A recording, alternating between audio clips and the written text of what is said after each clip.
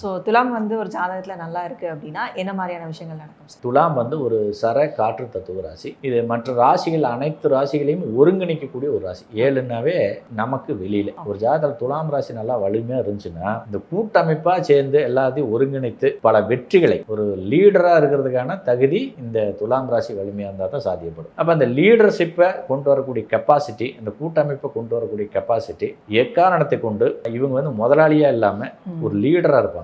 முதலாளினா மேலே வந்துட்டு அவங்க சொல்றது செய்யற மாதிரி இருக்கும். ஆனால் இவங்க வந்து 10 பேர் கஷ்டப்படுறாங்களா, இவங்களும் சேர்ந்து கஷ்டப்படுவாங்க. அந்த மாதிரி அந்த கூட்டமைப்பாக சேர்ந்து ஒரு கூட்டு சக்தியாக உருவாக்கக்கூடிய தன்மை, பொதுமக்கள் பிரிந்திருக்கக்கூடிய பொதுமக்களை எல்லாம் ஒன்றிணைக்கக்கூடிய தன்மை, ஒரு நிறுவனத்தை எல்லாத்தையும் ஒன்றிணைத்து அது வெற்றிகரமாக நடத்தக்கூடிய தன்மை, இது எல்லாமே இந்த துலாம் ராசியில் தான் வரும். அப்போ இந்த துலாம் ராசி வலிமை இழக்கும் பொழுது என்ன பண்ணும் அப்படின்னு கேட்டிங்கன்னா, தன்னுடைய வாழ்க்கை துணையோட அவங்க நெருக்கம் காட்ட மாட்டாங்க. தள்ளின்னு நிற்கிற மாதிரி இருக்கும். அவங்கள்ட்ட ஒரு நெருக்கம் காட்ட மாட்டாங்க. திருமண வாழ்க்கையில் அதீத ஆர்வம் இருக்காது. அதே மாதிரி திருமண வாழ்க்கை செஞ்சாலுமே கூட அதில் ஒன்றும் திருப்தி இருக்காது. ஒரு அந்யோன்யமான தாம்பத்திய வாழ்க்கைக்கு அடிப்படை ஆதாரமாக இருக்கிறது துலாம் ராசி தான். இது கெடும் பொழுது அங்கே இல்லற வாழ்க்கை, திருமண வாழ்க்கை, தன்னுடைய நம்பி வந்த ஒரு வாழ்க்கை துணையை சரியாக காப்பாற்ற முடியாத சூழ்நிலை, இதெல்லாமே இந்த துலாம் ராசி பாதிக்கப்படும் பொழுது நிச்சயமாக நடைமுறைக்கு வரும். துலாம் பாதிக்கப்படும் பொழுது சுக்கிரன் கடுமையாக பாதிப்பார்.